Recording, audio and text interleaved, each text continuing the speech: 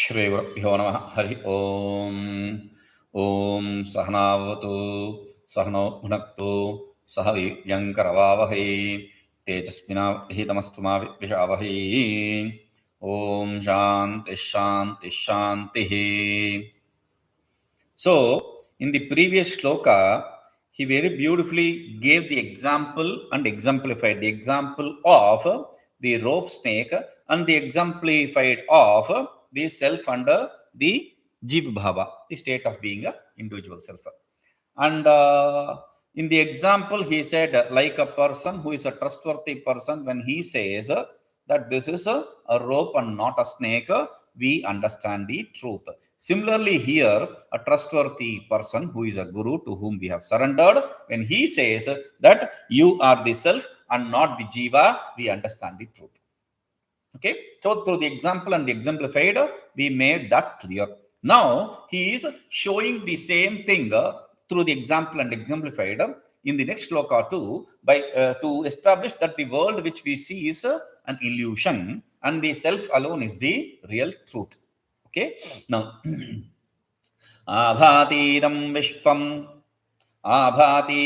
viśvamātmanyasatyam satyajñānānāndarūpe vimohāt nidrāmohātsvapnavattanna satyam śuddhaḥ pūrṇo nitya ekaḥ śivo'ham. ābhātīdaṃ viśvam ātmani asatyam satyajñānānāndarūpe vimohāt nidrāmohātsvapnavattanna satyam śuddhaḥ pūrṇah nitya ekaḥ śivo'ham. Beautiful. So in the earlier example, in the previous shloka, the example and the exemplified were very clear. Here it is a little jumbled, so we have to rephrase it and understand. Nidrāmohātsvapnavattanna, like the defect of dream. Moha means delusion. Okay, let us accept as a defect. Like the defect of dream, defect of sleep brings in the dream. Similarly, satyajñānānandarūpe atmani vimohāt idam asatyam viśvam ābhāti. Because because of the delusion of the self, which is a existence knowledge bliss, which is of the inherent nature of existence knowledge bliss, this world, which is a illusory, non-real, shines. Okay, no, tat na satyam, that is not real. Aham, and I am viśvamātmanyasatyam, I am the auspiciousness, the self, which is a pure śuddhaḥ, pure pūrṇah, absolute, nitya, eternal, ekaḥ, one non-dual. Okay, so it seems fairly very simple, but this is the beauty. The example in the previous also established the illusory nature of the perceived world. The previous shloka also, the first shloka also established the same thing. Whatever son, wife, etc., whatever body, sense, organ, complex, etc., whatever we perceive, they are all illusion. They are not real. That is what is said. Now, this shloka uses a very beautiful, important example of a dream. Whenever I talk about this dream, I am very awestruck. This is a beautiful example. If you believe in this whole creation is the creation of God, then it's the blessing of God. If you see this creation to be because of your own delusion, the individual's delusion, then this is the trace we left. Why should this dream be so beautiful? Okay, the previous example also is a beautiful example, right? Rope snake. Or similar example is the mother of pearl silver. That's also a beautiful example. Or mirage water. Beautiful example. Why not those examples? They are also establishing the same thing. Right? Very good. Let us see the importance of this example. Until and unless you don't understand the importance of the example, you will not be awestruck like me. Rope snake. Yes, that's a beautiful example. You understand that example. I explained that example. I love that example also, but that is not what it should be. Why? How many of you have seen rope snake? Just because you understand does not mean that it is a real example which you understand. You accept it. You don't understand it. Have you seen a rope snake? How many of us have seen rope snake? I could have seen it because I am staying in a jungle. I see the rope and also the snake. So I could have seen it. But how many of us have seen rope snake example? Mother of pearl silver example. We have not experienced it. Okay. No, when I was a kid, when I was, okay, once, twice. But this is an example. We are talking about the dream is an example which we are experiencing every day. Every day, day in, day out. Whenever we go to sleep, we have a dream, which seems more real than the waking state. So, this is the most important example of any example. Like there is a Sherlock Holmes statement, beautiful statement from Sherlock Holmes. Every contact leaves traces. That's what he says. That's a beautiful word statement. Every contact leaves traces. Meaning there is no crime which is a perfect crime. They leave a trace. They leave something behind.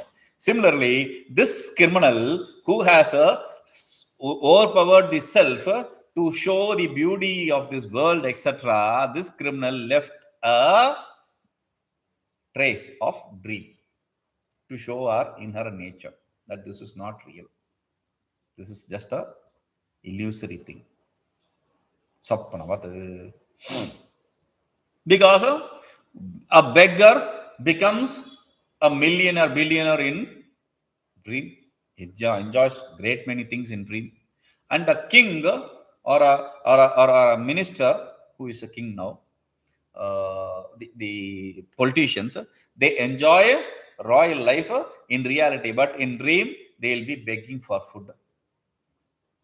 Maybe they don't get those kind of enjoyments in dream, whereas they have black cats and white cats and whatever cats they have, all those people waiting for them with guns and all that, but still in dream no one is there to protect them. So nidra dosha mohat. Moha means delusion. That's a defect, because if you don't go to sleep you cannot have a dream. What I daydream? Yes, that is daydream. That is not equivalent to dream, because dream is not something which you control. That is a natural thing because of the defect. Here you can control the flow of the dream. In daydreaming, you can control the flow of the dream in whichever way you want to direct that dream. That is the greatest difference. So, in the dream, whatever happens, that is because of the defect of sleep. If you don't go to sleep, you don't have dream. If you don't have that dull light, you will not be able to see the rope snake. If you don't have a very bright light, you will not be able to see the mother of pearl silver or mirage water for that purpose. So, every illusion is because of a defect. So this illusion of dream is because of a defect. Why are we so strong with this example of dream? In Atma Bodha, the first shloka itself, I think, or the second shloka, he says, Swakale satyavat bhati prabodhe satya satbhavet. Swakale satyavat bhati prabodhe sati asat bhavet. Swakale, during the time of experience, in its period, during the time of experience of dream or the world, satyavat bhati, it seems to be real. Prabodhe, when we wake up from the dream or wake up from this slumber of ignorance, sati asat bhavet, it becomes a illusory, non-real. Both the dream also, the dream objects also becomes a non-real, and I don't know what it's. And this waking state also becomes a non-real. Okay. satyajñānānandarūpe and satyajñānānandarūpe, the exemplified. satyajñānānandarūpe, in the self which is existence, knowledge, bliss. This is inherent nature. Rupa means form. The self which is of the form of, that is not the proper translation. Rupe is in the form of swarupe, of the inherent nature. This atmani, the atma, the self, which is of the inherent nature of existence, knowledge, bliss. satyam jnanam anantam brahma, satchidanandam brahma, satyajñānānanda atmani. You all say atma, he brahma. Atman is Brahman. So he says there are two kinds of definitions. One is tatastha lakshana, we call it. The other is a swarupa lakshana. Lakshana is definition. So while defining, there are two ways to define. One is define the inherent nature. Second is define the associated things. By pointing to by referring to the associated things, you understand the real. That is tatastha lakshana. Tatesthitam iti tatastham, like sitting in the bank, meaning it is not sitting in the shore or bank. It is not really talking about the water, etc. Just by the side. Swarupam eva lakshanam, swarupa lakshanam. You are talking about the inherent nature directly. That is all. Satyam is the inherent nature. Satyam Brahma. That is the enough for defining Brahman. Jnanam Brahma or Anantam Brahma, Anandam Brahma is enough to define. Each one of them are definitions for Brahman, inherent nature.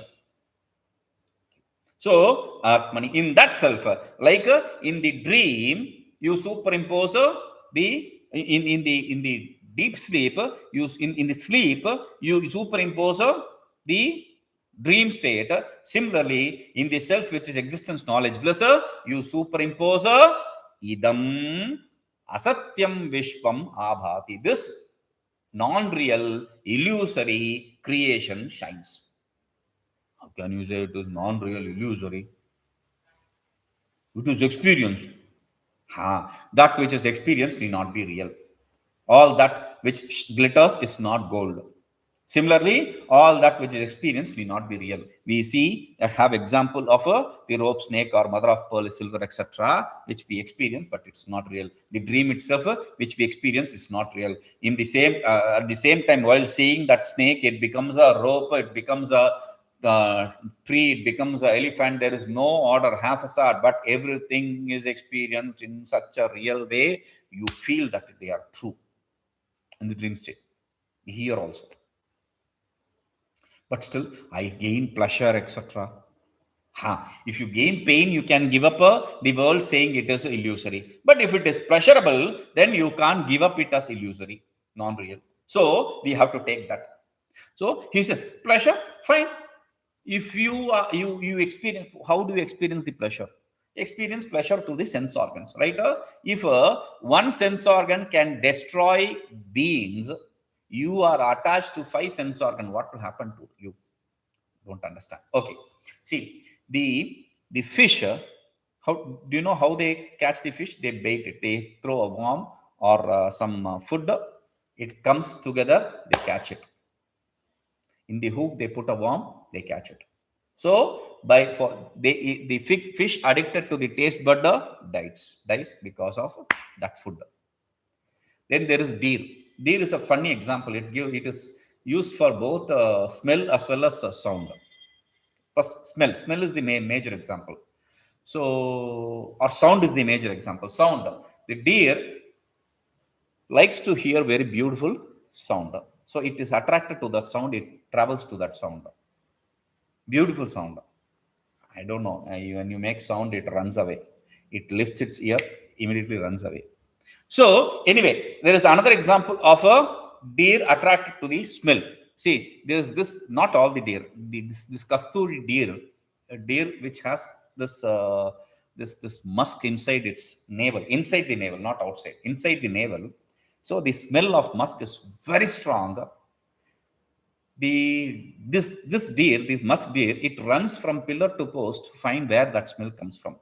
Finally, falls in on some gorge or something, dies, and that musk comes out in its death, in its when its belly breaks open. Anyway, I have seen this musk being prepared in Rishikesh. In Rishikesh, there is this bridge called Lakshman Jula. Okay, under this bridge, there are these nomads who sit. They make. I've seen them making a rudraksha, single face rudraksha, by scratching out the five faces. They'll leave only single face and remove all the other faces. Beautiful work. You can pay them for that work itself. Anyway, there is another, this musk. I'm talking about this musk. They prepare musk packets. It comes in a sack, right? Small packet. So they create with some cloth or something, fill with whatever, I don't know, and they will sell it as musk, pure musk, real musk. And while they give it to you, you can smell it. It will be very beautiful. You know how to smell the musk? They'll teach you. You know how to smell the musk? You should not take it and keep it on your nose and smell it up. Then that is, anything can smell like that. But you close your hand and smell on top of your hand. The smell will penetrate your hand and you can smell that. I've done that. But the problem is they get caught. You know what they do?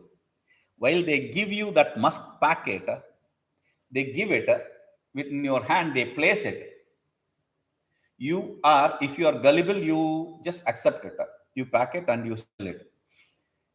On their thumb, they touch the perfume while taking the sack, the packet. They touch the perfume. They'll rub it on your hand. You will be smelling the perfume which they rubbed on your hand, not the real musk. Okay. Anyway, so the deer dies of musk also. That is also the musk. That's a specificity of musk deer. Elephant gets caught because of its association with the sense organ of touch. They use a female elephant to lure a male elephant, or a male elephant to lure a female elephant. Trained elephants, they are called as komban, etc. here. Anyway, then there is this bee which is attract to the smell, runs to the flowers and gets caught and dies. Okay.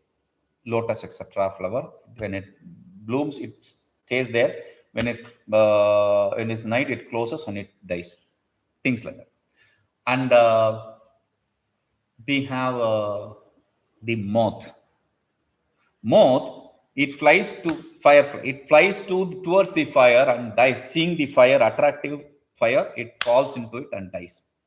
So, if this is the case for each of these single elements, if each of these beings are attached to one single sense organ, what will be the case for us? So that is why he says, vimohāt, visheshena mohat, great delusion. You cannot just rub it off. It's that kind of great delusion. Just because you experience it need not be real. That is what it says. Now, then ābhātīdaṃ satyam, that is not real. What is real? Who are you? So he says, aham śivo'ham, I am that auspicious Brahman, I am that self. śuddhaḥ, pūrṇo, nitya, ekaḥ. The other four words are used to point out to something else. We'll understand this. śuddhaḥ means pure. pūrṇo means absolute. Nitya means eternal. And ekaḥ means non-dual. Okay? Just leave it like that. Now, what is the creation? The world is established to be nitya, illusory.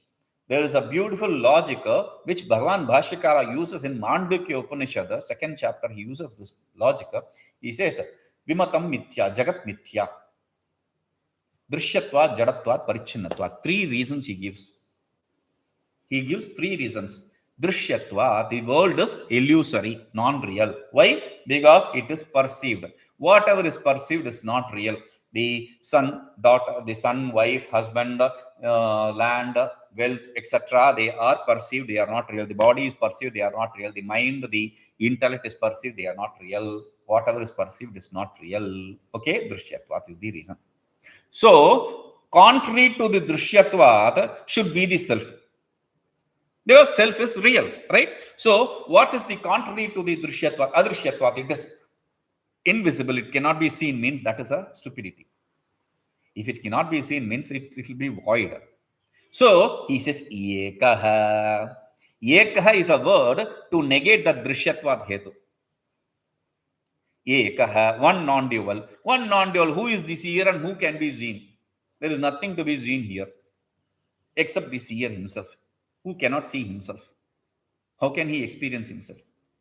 So, ekaḥ is a word to negate the drishyatvat reasoning, that establishes the illusoriness of the creation. Second, parichhinnatvat. Parichhinnatvat means since it is limited. Limitations are of three different types: limited by time, limited by space, and limited by causation objects. Time, space, causation. So here the objects which you see, the husband, wife, whatever they are limited by place and limited by object and time also. All this. But the self. So parichhinnatvat, what is opposite to parichhinnatvat? Aparichhinnatvat. What is not limited? He gives nitya, eternal. Eternal is not limited. Because if you remember the first shloka for that, when we established eternal, nitya, we gave two definitions. Kalatraya ābhātīdaṃ nityatvam, that is one definition. Kalatraya aparichhinnatvam nityatvam, we said. That is the definition we are taking here.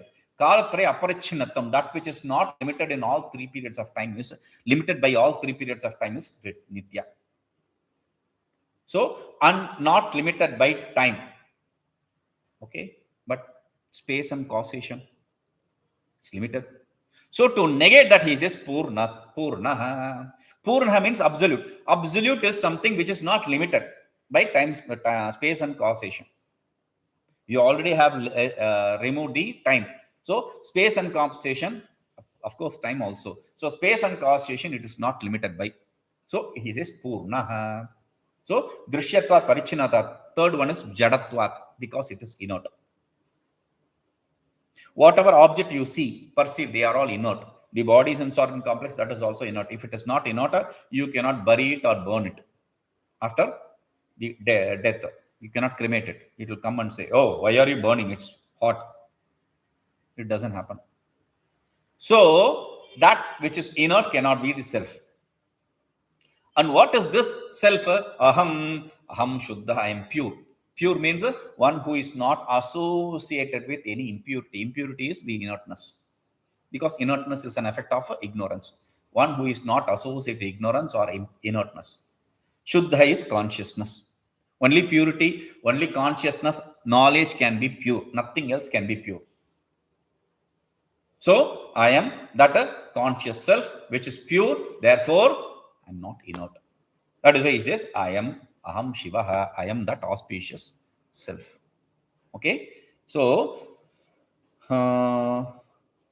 yeah, this is what has to be said. We will see this. Om pūrṇamadah pūrṇamidam pūrṇāt pūrṇamudachyate pūrṇasya pūrṇamādāya pūrṇameva avashishyate. Om shanti shanti shanti.